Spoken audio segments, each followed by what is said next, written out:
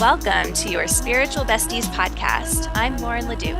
And I'm Rashida McCoy. We're here to laugh, cry, learn, and connect with you. We discuss anything and everything from our everyday lives to the magical, mystical, and woo-woo. So take a deep breath, grab a cup of tea, and set an intention to receive, because you deserve it, bestie. Hi, Rashida. Hey, Lauren. How are you today? I'm really good. I just rolled out my mat and did like a few asanas before recording, so I feel grounded. I've been having to do yoga in these like really short stints lately because every time I do it, Gemma thinks that it's an invitation to play horsey. What? You don't like the extra to your asanas, Lauren? I mean, it has a time and place for sure, just not always, but like it can feel really good. I'll go into child's pose and she'll sit on my back and it's like I'm just getting a juicy assist. So I like it for like restorative, but not so much if I'm trying to flow a little bit because I'm afraid she's going to fall off of me. So you're like in it and you're like jerking to make sure she's not going to like tilt forward. I remember doing that with Macy back when she loved hanging on me. Now she wants her own mat and we have to roll it out. And then she tells me like how to get into the pose. She's like, see, mommy, that's what she's doing. That's what we need to do. I'm like, all right, girl. I got it. Maybe that's a future career choice for her. It was sweet. Like she kind of ignored me at first, then she asked for horsey, and then I was like sitting down and just breathing, and she put her hands at her heart and she chanted. She goes, Om Namo Gurudev Namo. Just like how you start Kundalini. Because I do like a Kundalini practice a couple times a week usually, and she likes to kind of act out part of it, but it was really sweet. So I'm sure this will pay off in dividends and I'll miss horsey time eventually, but yeah, that's what we're up to. How about you? Oh, well, we had to push our recording time back because, I messaged you and I was telling you I was having a rough morning. Milesy Poo is getting 4 teeth in at the same time. They are coming in strong. And so last night and the night before, Mama has not gotten any sleep. I would probably say like 2 to 3 hours collectively, which is rough. Like dragging in the morning, but once I like get up, get my coffee, get my water in, like get him going, I feel pretty good. But that, and then so funny, Daniel was like, I can't do this tonight. I have to sleep. Like, what about me? So he like left me and went into the other room. So he's well rested, mind you. Good for him. But right? I'm like, oh, if only you could breastfeed too. This would be true partnership. But no, other than that, I feel really great. Macy is home with me. We're trying out her not popping in, but you might see her from time to time. But other than that, yeah, pretty good. The sun's shining, the birds are singing, the bees are buzzing, and it feels good outside. I feel the warmth on my skin. So it's a great day. Okay, go off, Snow White. Gratitude for all the things. I am here for it. I love it. Well, speaking of self-care, we have an amazing guest with us today who's going to help us get our fitness and biz and souls aligned. Ooh, today we have yes. Today we have with us Kenya Burnett, and Kenya is a health and biz coach who helps women attain the body and business of their dreams. With an educational background in psychology, Kenya utilizes a holistic approach to wellness by helping her clients regulate their emotions, overcome their limiting beliefs, and develop new healthy habits. Hello, Kenya. Welcome. Welcome. Hi. Thank you so much. I'm really excited to be here. Thank you. What an introduction. That's all you. That is all you. Yeah, you have yourself to thank for that. So we're so happy you're here, and we like to just dive deep right away. So our first question for you is, what is spirituality to you? Oh, that's a great question. For me, it's looked different over the years. And right now, I'll say it's feeling aligned and feeling connected to myself. When that is happening, I feel my most as my, spiritual self. So yeah, connection, alignments, I feel are synonymous with spirituality. Mm. Yeah. I know you help women connect with themselves. Um, what do you think what is the reason for focusing, I suppose, on fitness and the body? How does the focus on that help someone feel more aligned and connected with themselves? Mm. Yeah. So for me and majority of the women I work with, this path of spiritual awakening for a lot of us start with our body. In some cases, it might be because we are having issues with our body. Maybe we're diagnosed with something. My job is to help women before it gets to that point. But majority of us that are on this path typically start with feeling into our body. And when we connect with our body, it opens up this like box of so many other things that we're able to tap into. And so tapping into our body really allows us to connect. And like I said, I think the more we can connect, the more spiritual we can become. So I know for Rashida, her spiritual awakening started more with like fitness and personal development and then rolled into, yeah, her awakening, which we talk about in another episode. So I find the connection really, really interesting. And I know when I've worked with clients, I'm a yoga teacher, that even if their body, quote unquote, is an issue, there's always a lot of stuff going on underneath. So having someone like you or like me even, or Rashida, she's a body worker who can address like things holistically and mind, body, and spirit is absolutely essential. How long have you been training women? Oh, so I've been officially about a little over 3 years. It's when I started Beyond the Physical.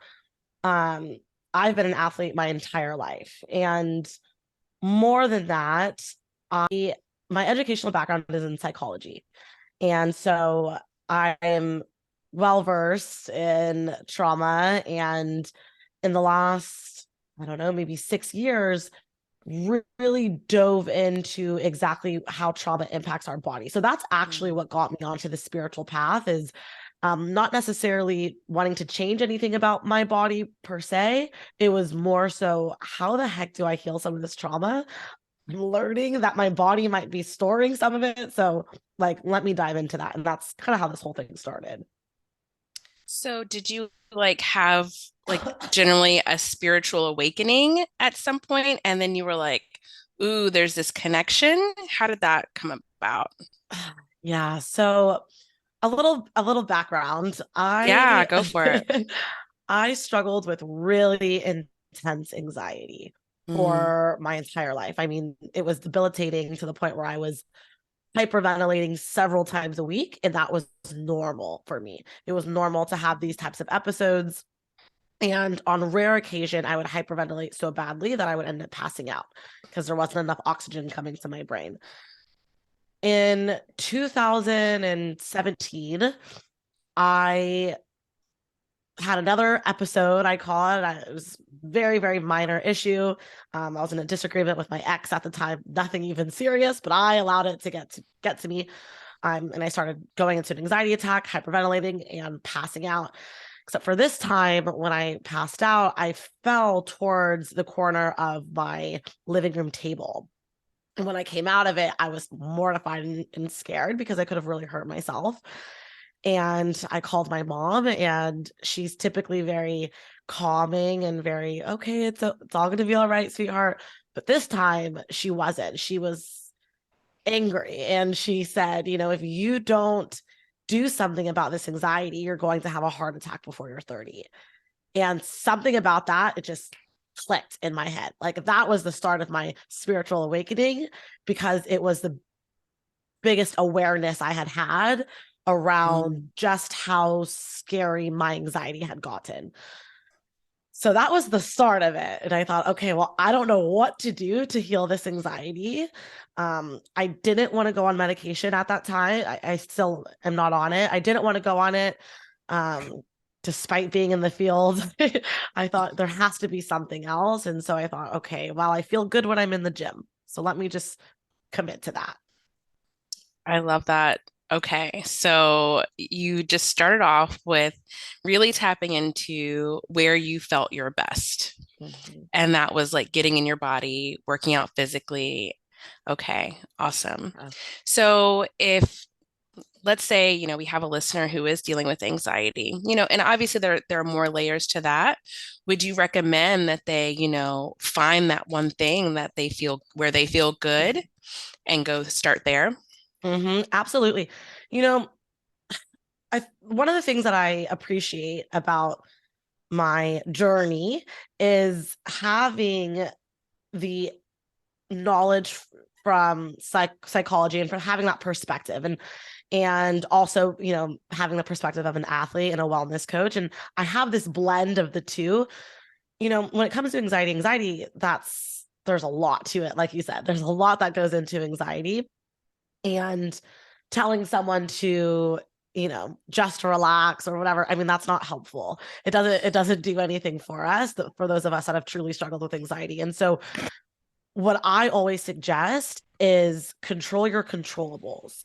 So what is it that you can control that has been proven time and time again to make us feel good? So that's sunshine, that's exercise, that's drinking more water. So doesn't matter if you do all three of those things at once or if you just start with one, but control your controllables and lead into some of these things that, finally is becoming more mainstream to talk about.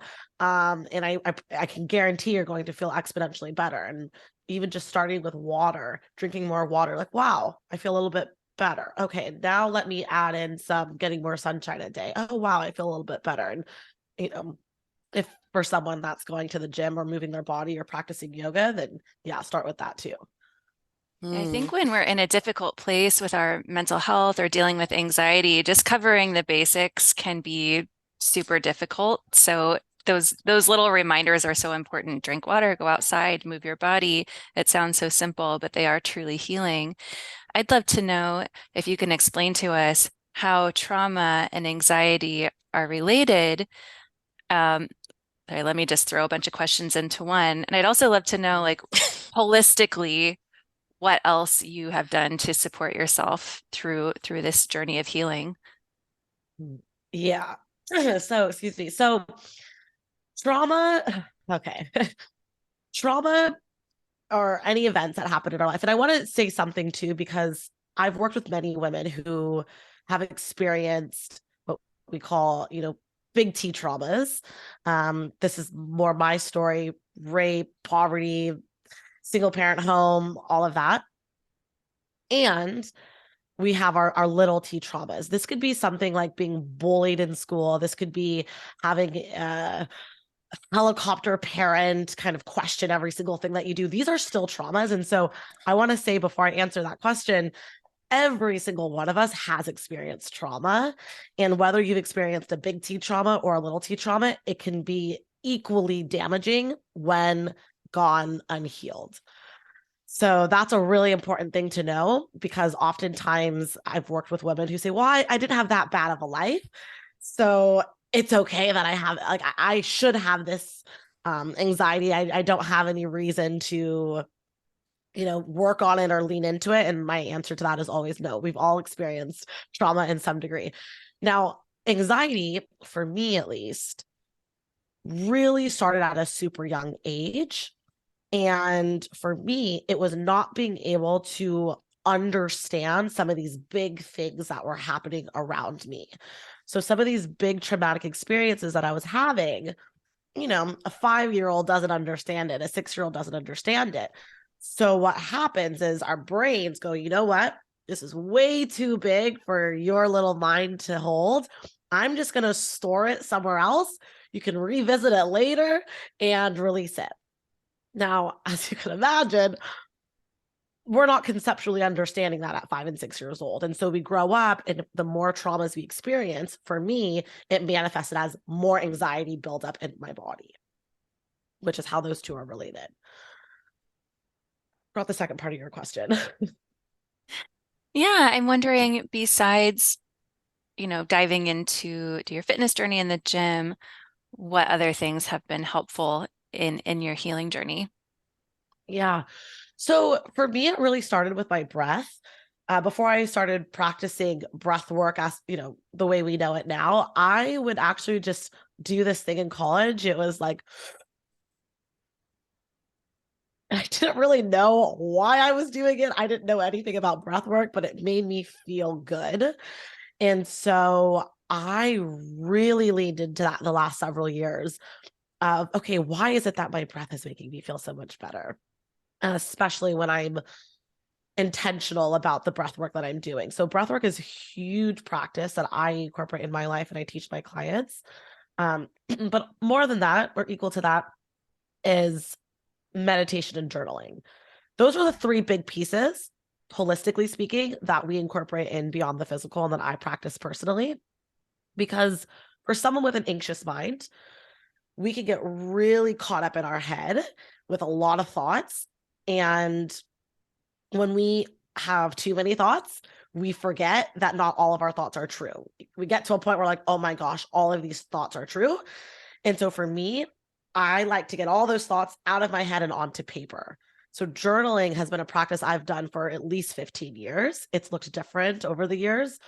Um, but that is one of the most healing things that I have found works for so many of the clients that I've worked with. And when it comes to journaling, it doesn't need to be this, most people say, I don't even know what to say. It's like, well, you don't have to say anything. You just take out a piece of paper and whatever comes to your mind. If you want to get it out on paper, get it out on paper. Sometimes I write lists for what I need to do for the day, and that's my journaling. Sometimes I need to word vomit whatever my dream was about, and I do that.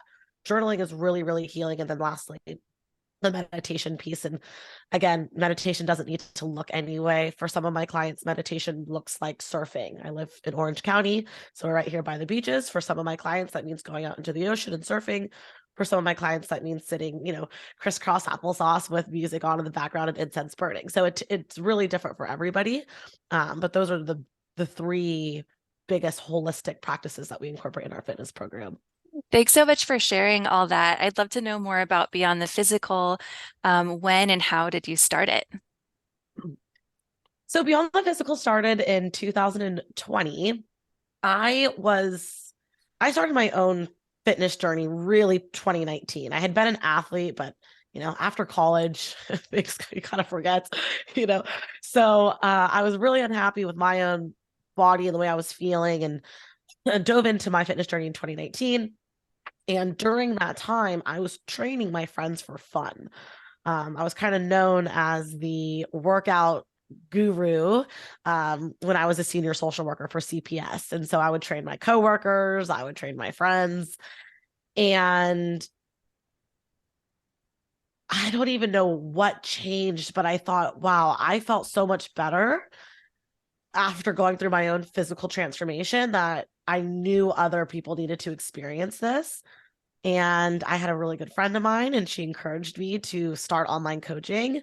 I wasn't a personal trainer before. I had no real business in being in the fitness space. I was in the therapy space, but I thought, okay, let me do it. I hired an online coach, started working with him, and started, Beyond the Physical in January of 2020. And then 2 months later, the pandemic happens. And I thought, oh gosh, I don't even know how this is going to look. And as crazy as those few years were, it definitely did wonders for my business. I mean, whether you were a frequent gym goer or not, we were all trapped at home and we were all struggling, not just physically because our gyms are closed and we don't really know how we can move our body, but our mental health was skyrocketing during 2020 because all of us didn't know what was going on. And so I ended up having a really quick start to my business. And by March, I had a full roster, and I ended up leaving my government job by the end of that year. Wow. Wow. Yeah.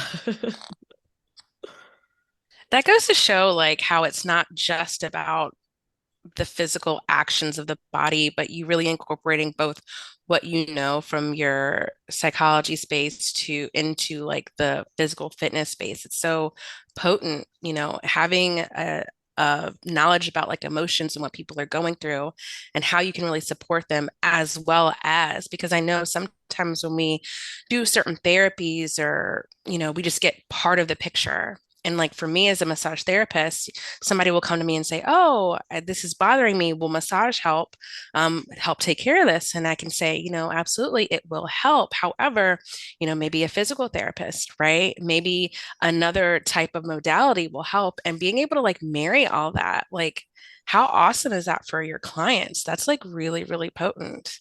That's amazing. It's thank you. And I have goosebumps as you were saying that because it reminded me of just how needed this type of work is. Like it really is all encompassing. For me, when I say holistic and people say, what is holistic? I say it's a whole person centered approach. That's all it is. Holistic could look different for everybody. But for me, it's incorporating mental, physical, emotional, and spiritual health. That is what a holistic fitness program means to me. And of course, I can't blur the lines as a coach. I'm out of the therapist space. So if there's an issue that I feel therapist or someone else might be better on, then I would definitely refer my clients out. But yeah, having that umbrella of I want to lose weight. Okay, great. Like let's start there. But to me, I'm like, we're gonna go way deeper than that. There's so much more than that, like getting to Yeah. that root cause. And you are absolutely correct because Lauren mentioned it before, like getting into the physical fitness and weight loss was kind of also what sparked my spiritual awakening along with, having my daughter. And everyone I would like come into, it was just about like losing the weight. It was just about like the number. There was no other like support when it came to like the why, right? The why. And even going beyond like the why, like what is it about yourself that's making you hold on to this? Like what are these habits? Where are they coming from? How can you help yourself through this? And we have so much access to technology and connection, right? Via the internet, but sometimes it's so much deeper than that. And we still need like those people assisting and helping to like uncover all of that, not just being surface level. That was like, I feel like the biggest thing for me when I stepped into the online space and really like started this whole journey with personal development. Everything just always seemed so just superficial, like on the Mhm. surface. And me, Mhm. my archetype is like a nurturer. And so I like craved like that deeper connection, even with myself, but I didn't know how to do it. So Mm. again, like that's awesome that you have that in your tool belt to like help your clients and even like refer them where they need to go, Mhm. taking that holistic approach, like Mm. honestly and truly. Yeah, yeah. And one of the biggest things that we see in both the fitness space, but also in my time as a therapist before, is working with women with some form of binge eating history, or maybe it's restrictive history. So I have a lot of clients that'll come to me for that. And I always say, with that example, let's say binge eating out. And for someone to binge eating and overeating, those are two different things. But for the most part, I'll have someone say, I can't lose weight. I like to snack. I can't stop snacking. I'm an overeater. Okay. And they think that it's a food problem. They think that they have a problem with food. I said, you don't have a food problem. We have a behavioral problem. So we need to understand that behavior. And to your point, why are we engaging in that behavior? What's happening internally? And so what I do with majority of my clients within their first month of the program, especially, in this example, I just like to snack. Okay, let's start taking note of when we're snacking. They come back to me in their next week's check-in. Oh my gosh, I notice that I snack every single time my mother-in-law calls. Or I start to snack every single time I am starting to think about what I have to do tomorrow, right? So, okay, so now we're getting somewhere. We know that it's not a food problem. We know that it's not that you can't control yourself. It's that we need to understand why that's triggering you. What is happening internally so that we can change our habits so that our physical ends up changing externally as well. Mm. I love Yeah. I love that holistic approach, and I think it's so beautiful that you have the background in psychology.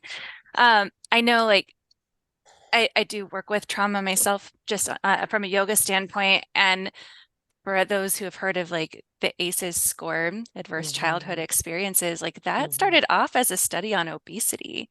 Mhm. And really the common denominator that they found while studying these people who were having a hard time controlling their weight was these traumatic childhood experiences. So someone who's helping you with your fitness and nutrition, for them to actually understand that there are root causes and not just trying to put a Band-Aid over the situation or like exercise you into a better mindset is so Yeah. important. So besides looking out for triggers, what are other ways that you help clients change their mindset? So we really start with just setting healthy habits. One of the biggest things that I teach my clients when they are on their wellness journey is not just establishing new healthy habits, but it's also recognizing the habits that we engage in that aren't helping us or aren't serving us, and then slowly replacing those. So one of the things that we start our clients off with doing is following what I call the Fantastic Four. So the Fantastic Four includes our water. So how much water are we drinking a day? I always recommend drinking at least 85 to 100 ounces of water a day. The next is our steps. So this indicates just how much we're moving our body. It's we say, oh, hit 10,000 steps or 5,000 steps or whatever, but really it's just an indicator of how much is your body moving. What I recommend is 8 to 10,000 steps a day. The next is our sleep. So sleep plays a massive role in our body's distribution of cortisol. And so if we are talking to an individual like myself who struggle with really high anxiety, it means there's a lot of cortisol running through your body. So we need to do everything we can to minimize that. And the best way is to get 7 to 8 hours of sleep. And the last is stress management. Stress management is huge, again, with the cortisol. If we aren't allowing our body to regulate our stressors, it doesn't matter if you're working out 5 days a week. It doesn't matter if you're eating clean. You're not going to lose any fat. You're not going to see much change in your body if your stress is unmanaged. So the Fantastic Four is how we start our clients off. And that looks different for everyone depending on where they're at in their health journey. Yeah, thanks for that. That's really interesting. So I'm going to shift gears just a little bit. And Kenya, you were in the same class as us at Dharma Coaching Institute. And I'd love to know what got you interested in the soul purpose work and how do you now incorporate that into your business? Yeah. So it's a funny story because I was a bodybuilder. And when I was competing near my very last show, I was not into it at all. I was like, this isn't me anymore. I love bodybuilders. I have so much appreciation for bodybuilders, but it didn't feel like I wasn't aligned with it anymore. And so I thought, okay, I feel like what my calling is to still help people be their healthiest, happiest self. But I don't know if it's through fitness coaching. So my mind was it was honestly a cluster because I'm like, well, oh gosh, I just dropped everything, left my government job, started to be a fitness coach. And now I'm like, I don't know if I should be a fitness coach. So I said, maybe I should go back into like this therapy space without being the therapy space. Coaching. Okay, let me coach. I had been listening to Sahara's podcast and fell in love with everything that she was saying. And it felt just so aligned with me. And so I saw that they had this coaching institute. I joined it and then, did the mastermind. So I was working with them for the last year. And there were a lot of road bumps and a lot of roller coaster rides and flips and ups and downs. And I had no idea what I wanted to do. And, fast forward over a year now, I wouldn't consider myself a Dharma coach, which is funny because I went through the program. However, it did help me see that there were so many other women who had such special gifts and wanted to share those gifts with the world in a way that we were never taught. Now, I started my business from scratch and I did exceptionally well. I looked at building my business the same way I built my body. And that's it. And so I thought, okay, well, if I can help some of these women start their online businesses, then I'm going to do that. And it actually wasn't anything I was looking for. It kind of just fell into my lap. I started to, acquire a lot of our fellow classmates as clients, but they were asking me about business. And so there's been a lot of shifts happening within BETP, but now we do have a program. It's called the Elite Coaching Program. And this program includes our fitness program, which is, everything that it has, in addition to me business coaching them on just how they can start their business. And all of my business clients are in the healing holistic space. And, majority of them came from DCI. That's awesome. Yeah. And like unexpected and like such the best way. And I think that's the biggest thing about like going through a program like that. You're like, oh yeah, this is exactly what I'm going to do. Like we say, oh, I'm going to be a soul's purpose coach or a Dharma coach even before we know the material, right? But going through getting the material learning, it's more like of that like internal like change that allows you to become what it is that you feel like you want to do. It like gives you that permission and permission to like be whatever it is. When you said we're trying to bring things to the world that we were never taught to do, like that is huge because I feel like a lot of us, when we think about our dharma or our purpose, it has to look like something else that's already out there. And like going through DCI gave a lot of us permission that we could do whatever the fuck we want to do and the way in which we want to do it. And having someone like you, not only with all the background, but also the business aspect, I mean, that's amazing. What amazing support, what amazing way to like help lift other people. And that is exactly what we talk about, like shining your light so other people can shine theirs. I know sometimes when we talk spirituality, it's like a lot of people think, oh, it's woo-woo, but like it's that and more. Like we also have to bring it back to the physical too, like the cut and dry and the black and white. And you like encompass all of that. That's amazing. Thank you. Thank you. Yeah. Yeah. And it's funny too, because majority of the coaches that I work with, they say, okay, well, shoot, am I a life coach? Am I a Dharma coach? Am I this? Am I a soul's purpose coach? And I go, I don't know. Let's figure it out. Like let's figure out the type of coach you are.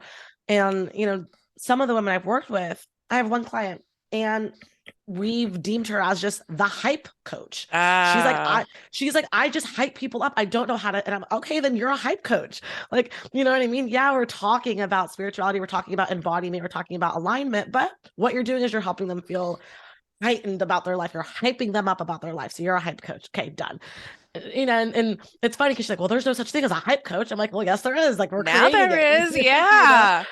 So it's those types of experiences that make me love, becoming this business coach that I didn't necessarily think I was going to be, but here we are. Man, I'd love to know, like, what would you tell yourself like 10 years ago if your 10-year-old self were to like see a glimpse of your current situation now? Like, I would love to know what would that conversation like be like?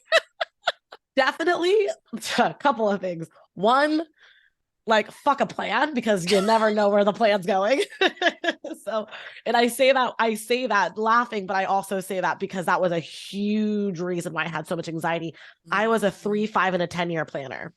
And, I'm a Capricorn sun. I am a teacher archetype. I am a pizza through and through if you haven't gotten that yet. And so for me, planning, organization, I mean, that was very much what was steering my life. And then when things hit you sideways, your plan kind of goes out the window. And so I would definitely tell my, 10 years ago self, just take it day by day, follow your heart and listen to your intuition. Instead of thinking really, I mean, I guess in summer, get out of your head and drop into your heart. That's what I wish I knew. Yeah. Isn't that like what we're all trying to do, like ultimately? And it just takes us so much to like come to that realization. But I love that like the thing that you would tell your, older version is not like all this like elaborate whatever. It's like simple, just stop thinking about it. Get Yeah. into your body, like feel what is your heart saying? Yeah. And ultimately that's like how we get to live our dharmas, right? Like following our heart and where it wants to take us. Yeah. Man, that's beautiful. Thank you for sharing. Yeah. Yeah. It's a hard thing to do in theory, but it's not. And what's important to remember is that every single one of us is gifted in this way. Mm, Every single one of us has the ability to connect with ourselves. The problem is that we live in such a stimulating world that we forget how to listen to ourselves. hmm We forget how to connect with ourselves. And so that's why it's so important. And something I teach my clients is, it's a part of their program to do self-care, and not talking about self-care like go get your nails done or whatever. That's nice too. I'm talking about go have an intentional 20 to 90-minute session with yourself every single day. And for some of my clients, that means utilizing plant medicine. For some of my clients, that means telling dad, hey, you got to watch the kids for the next 20 minutes. Don't even bother me. If something's going on, figure it out. Right. Like that's something that I say, this is a part of your protocol. This is a part of your program working with me, because you have to have that intentional time with yourself. When you do, you'll connect with yourself. You'll hear yourself, and you'll drop into your heart, and then you'll get all the answers that you need. I think that's so beautiful, and it really ties everything together. And, I would say the same thing to myself, let's say 15 years ago. And at the same time, if I would have said drop into your heart, like would I have been able to listen? Like, yes, but it's through all the noise internally Mm-hmm. and externally. So really getting into the body first is Mm-hmm. such a good way to release some of that noise, some of that static, and to like truly be able to hear yourself, especially when you're approaching it mindfully and with Mm-hmm. like I guess spirituality and greater things in mind than just like maybe creating a specific aesthetic. Mm-hmm. Um, so I'd love to ask for myself. So yeah, fitness has taught me so much. I was a dancer growing up, and then became a ad, a, the word is escaping me. Do a lot of yoga, we'll put it that way, and teach yoga. I learned how to like weightlift a few years ago. And as like a single woman, or not a single, a married woman who was a business owner without children, I had this routine built up that was like hours long every day, and it was Mm-hmm. awesome. And that was what helped me feel aligned and connected. Now I don't have that time. I'm still a business owner, and now I'm a mom too. And I have to like fit in fitness through my day and like constantly adapt it to what she is able to do. Like, we used to do a lot of walks in the stroller, but then she decided she didn't like that at a certain point, and it's constantly trying to figure out the routine. I'd say like for someone who is very short on time, what would like a really potent and effective routine look like? Such a great question. And I actually did a poll on my Instagram a couple of weeks ago, specifically to mothers. And I said, what is the number one struggle you have when it comes to hitting your fitness goals? 100% was time. So mm. this is clearly something that a lot of mamas are struggling with. And what I do with my clients, I work with many mothers, many single mothers too. And the number one important thing to know is that your cup, we hear this all the time, but bear with me, your cup has to be filled first. Your cup is not filled, you have zero anything to pour into your child. And when you look at it that way, you understand the severity of taking care of yourself. So the next question would be, okay, well, how can I, get a workout in when I have, unruly children or whatever? And my response is to find what works for you. Some of my mom clients literally work out for 15 minutes a day. That's it. Some of them make time. They set a time. They bring their kids to the gym. They maybe have them stay at the play. A lot of gyms nowadays have, supervision for the children, and then they can do their full hour workout. But for some of my clients, it starts off with just 15 minutes a day. It starts off with, while you're cleaning the dishes, you're doing squats. It starts off with, while you're watching your child play, you put on a booty band and you just start, doing some standing abductors or something. Like, it's the smallest things that start to build these habits. And also, I love what you said about the stroller, right? You're taking her on your walks with you. I can't even tell you how many of my clients, their children are now in love with exercise, which to me, that's my, like, okay, my job is done here. Like, I'm good, because that is what is most important, is that we are breaking these generational traumas, yes, but also these generational habits. And so if little ones seeing mom move their body, get excited about drinking water, what are they going to do? They're just going to mimic you. And now you're setting your child up for a much healthier life. And they're not going to have to go through a lot of these health struggles that we did, especially those of us that weren't taught how to live a healthy life. So it's just doing what you can, making it work for yourself. And if you can, depending on the age of your child, bring them with you. Hey, mommy's going to go work out. Mommy's going to go move her body, feel good. So, because when I feel good, I can live a long time and I'll have so much energy to play with you later. Do you want to come move your body with me? And like, our kids love it. The kids love it. It's so much fun to see.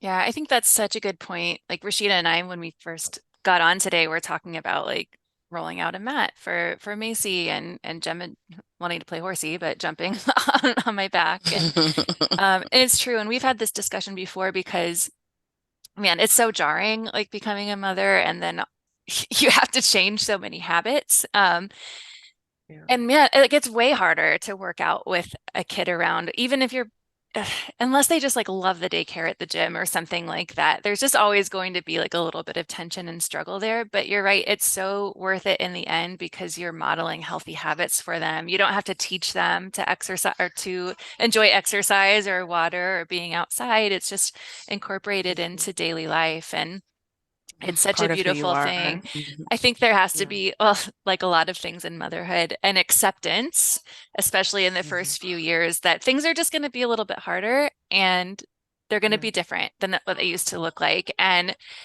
if my body doesn't look as sculpted as it did in 2020, before I got pregnant, for now, maybe ever, we'll see. That's okay. Mhm. What matters is that I have energy, that Yeah. I am loving myself, and that I'm connected Mhm. and aligned. So I really Yeah, and appreciate it's that. actually, yeah, it's true too with a lot of my clients who are mothers, specifically mothers to like young children. One of the biggest things that we focus on is patience, and we typically will set goals outside, out patience with ourselves, right? Like, Mhm. patience with ourselves. It's okay, like to your point, Lauren. It's okay that it's going to take me a little bit longer maybe to get to where I want to be or to hit this goal weight or whatever. It's okay that it's going to take a little bit longer. You have a much greater responsibility than, losing weight as fast as you possibly can. So with my clients who have young children, we actually tend to focus on other health goals first.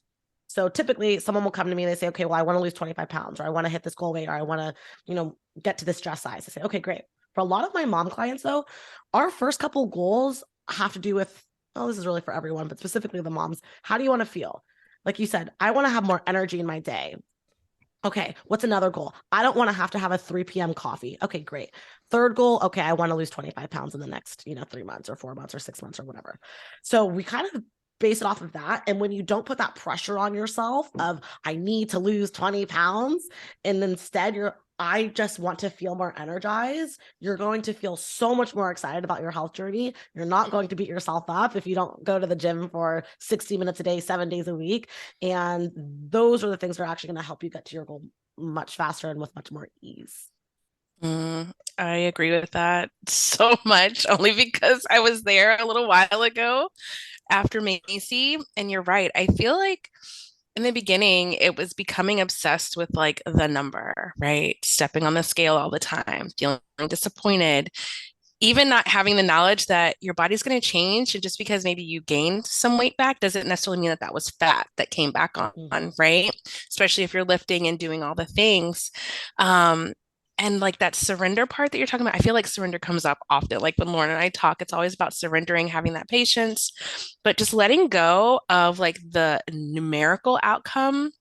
And again, really tapping into like the body piece. I Mhm. remember I wasn't so much worried about the number after a while. It was more so, oh man, like seeing how far I was able to like push my body, how strong I was getting, how far I could walk. Just like falling in love with like those things, realizing like, dang, I killed this 100-ounce water goal that I had. Okay, that's Mhm. cool. It wasn't about the number anymore. It was about all the other things that just made me feel really good and lit me up to the point where I stopped weighing in every other day. It went to like every week and then every other week because I was able to like see it and feel it in my body and not have like the scale tell me. Absolutely. The number on the scale is like my biggest challenger, like as a health coach. That scale, and it's frustrating because from a coach's perspective, I look at it as just data. Like I need the data to help you with the numbers, how much you should be eating, whatever. However, if the number is getting into your head so much that you actually end up not doing the things that we want you to do, then I say like, fuck the scale and like, let's not even step on it. I have a client, she just graduated from my program. She worked with me for 2 years and she had a pretty large weight loss goal. And from the beginning, I said, okay, I want you to know this is going to take some time. Okay. What is your relationship with the scale? She's like, well, I don't really have a great relationship. I step on it all the time. When I step on it, I don't like it. I say, okay, you know what? For the first couple of months of the program or a couple of weeks of the program, I'm going to have you step on the scale every 2-3 weeks just because I need to collect data. But other than that, I don't want you stepping on it. Don't sneak a step. Don't do anything. Long story short, she just graduated. She's 90 pounds down. Her name is Candace. And when we looked back at her graph, she lost 1 to 2.5 pounds every single week for the entire 2 years that we were working together. And if it weren't for all of the other healthy habits that she was forming and the mindset that we were building, she would have given up a year and a half ago when she saw, oh my gosh, I'm just losing 1 pound a week. But here we are, 2 pound, 2 years later, 90 pounds down. She has a night and day difference of a life. And her relationship with the scale is better than ever. So it's one of those things you have to look long term, big picture, and not so much, oh my gosh, the scale went up 1 pound this week. This isn't working. I'm just going to stop doing what I was doing. We need to get that mindset out and the mindset in of, you know what? It's just a number. It's just data for me to be collecting. And I'm going to actually pay more attention to how am I feeling? How are my clothes fitting? Is my skin getting more clear? Is my hair getting more long? These are the things that we like to look at to really indicate true health progress. Yeah. Yeah, which is so true. We come from an age of like now, lose the weight right now, lose 30 pounds in 2 weeks or whatever the case may be. And I don't, granted, it can happen for some, right? But I also think too, if you're not addressing like that mindset piece, that's why it's so easy to like bounce back to where you were as well. Yeah, Yeah. and that's the thing too. And so many people they want to say, one of the reasons I like the way we operate at Beyond the Physical is because we don't have a masculine approach. I was a bodybuilder, so I get the masculine approach. I get it. Work out.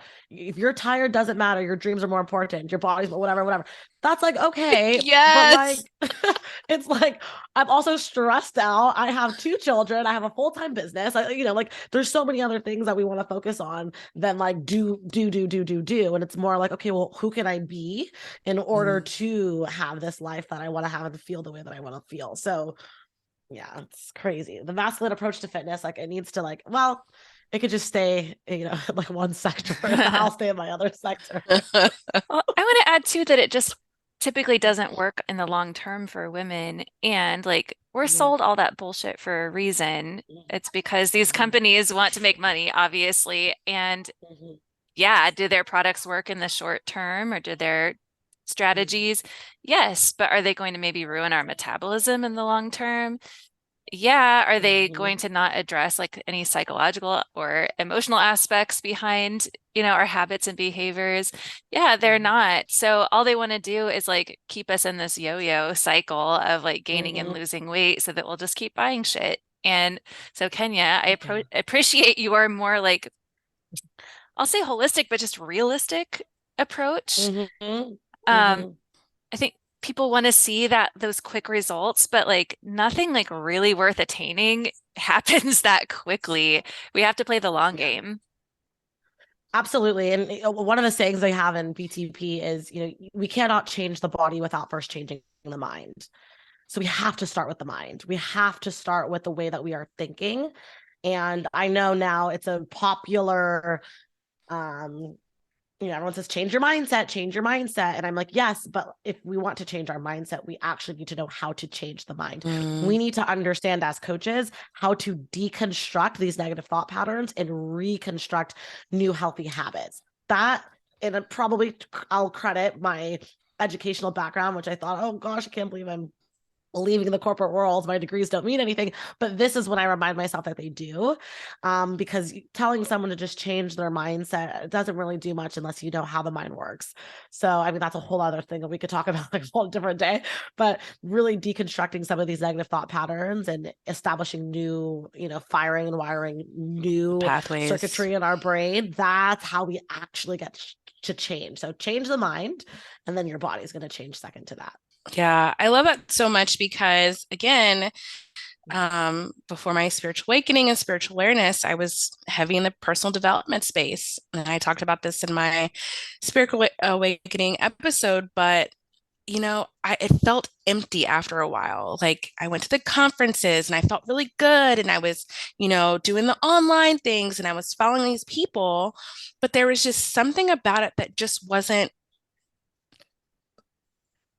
I don't want to say like lasting, but it again, like just the superficial part. Oh, change your habits, change your life. Okay, great.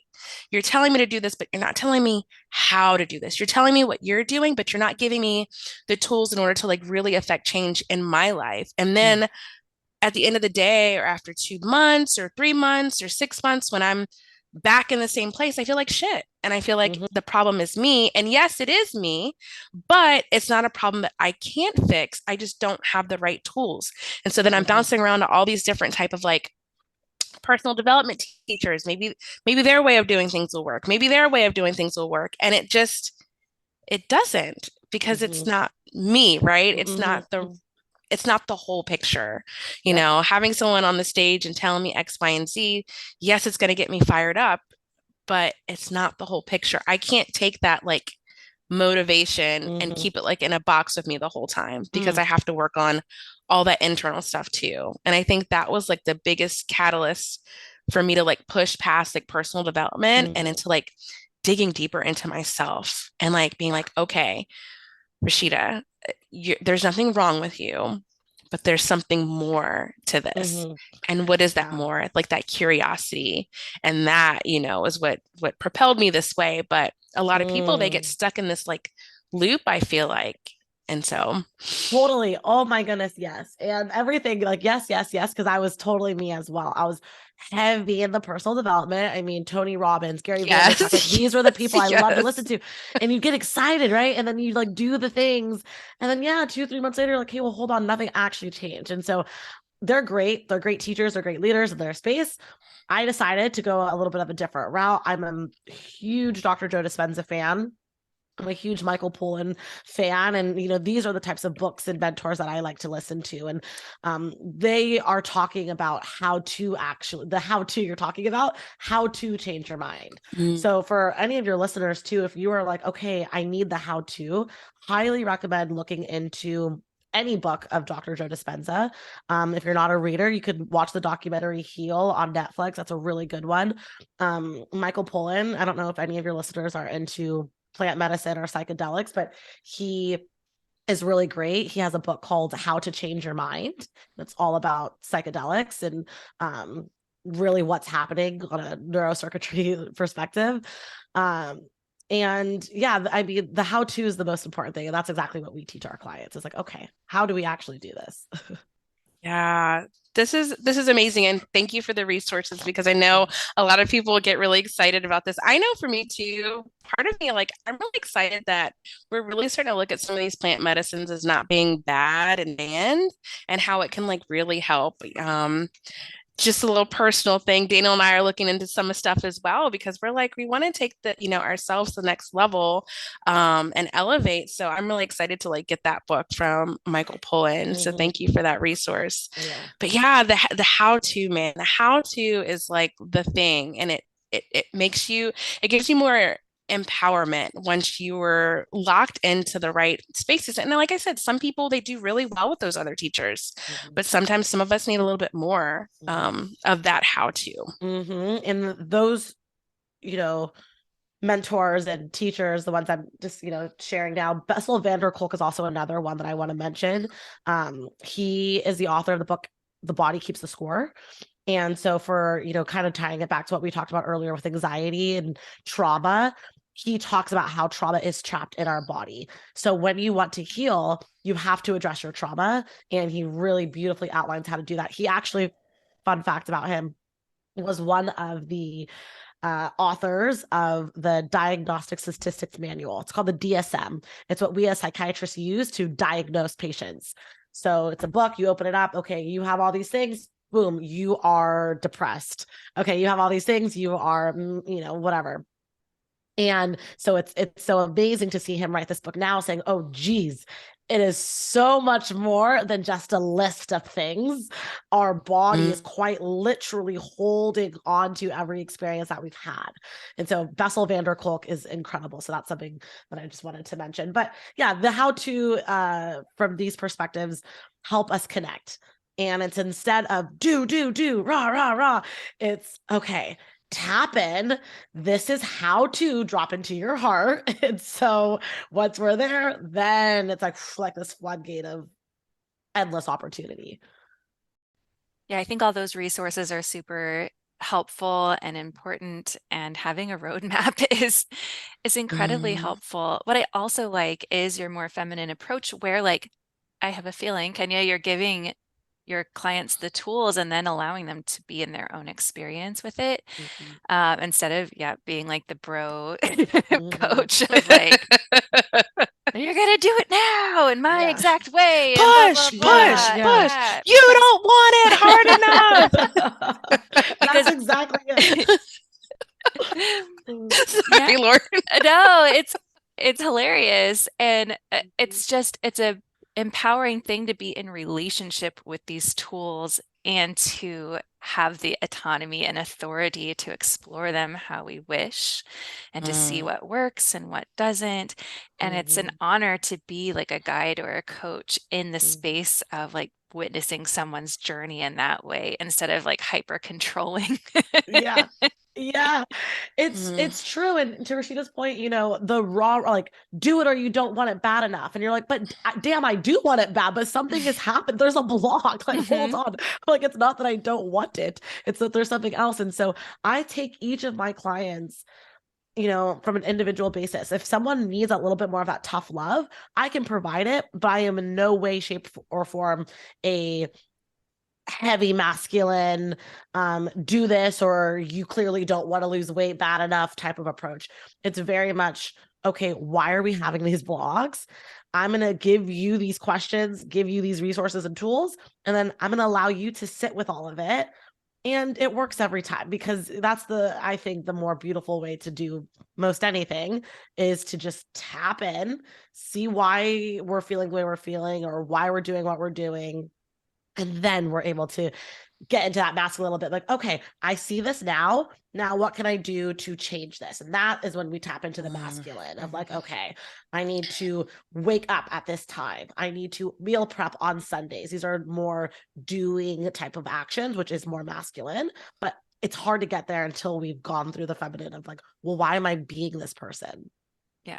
Yeah, I definitely don't want to downplay like action and accountability Mhm. because those are essential elements. You can't like flow your way. Maybe Yeah. maybe some people can. I don't know. I know there is a push to more like intuitive movement and eating, but I think having the structure is super important to flow within. We talk about this all the time.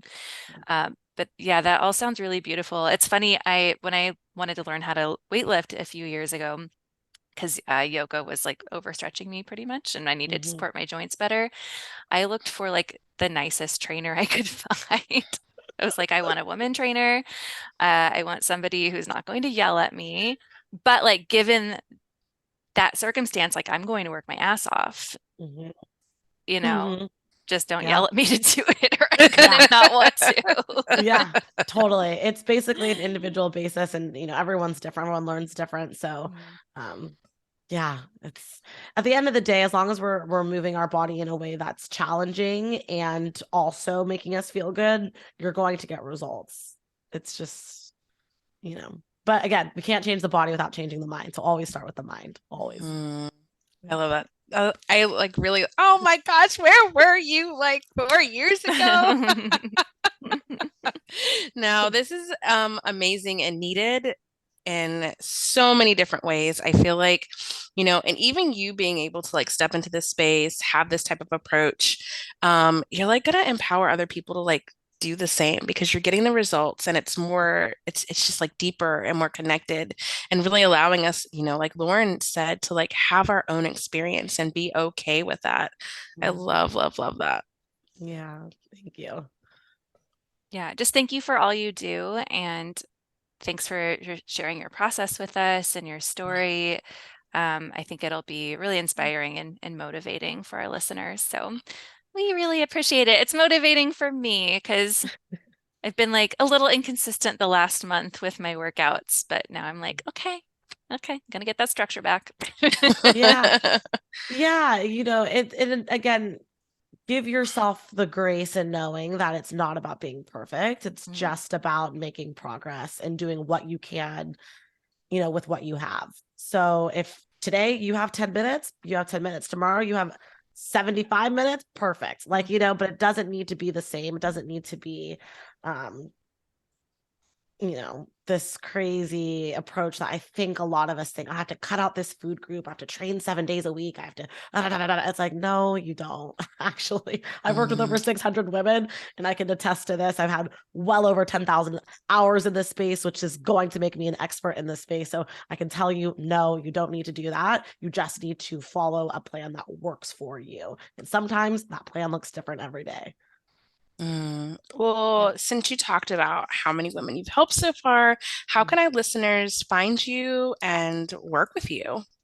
Yeah, the easiest way is following me on Instagram. My Instagram is iamkenyamarie_. That's the easiest way. We do have a site, beyondthephysical.club. It is under reconstruction right now. We might be moving it. So for now, I don't know when this will be released. You can check it, but easiest way is just sending me a message. I personally respond to everyone. So I don't have VAs or assistants or anyone else in my account. I like having that connection with my followers and friends. And so I always, always, always welcome you to like shoot me a message right when you follow me saying, hi, I'm so and so. I heard you from this podcast. And yeah, I love just having those connections with people. So Thank you. perfect. We have one last question. Will you be our bestie? yes, I love it. I love it. Absolutely. Perfect. Put you in our little Yes. collection. Yes.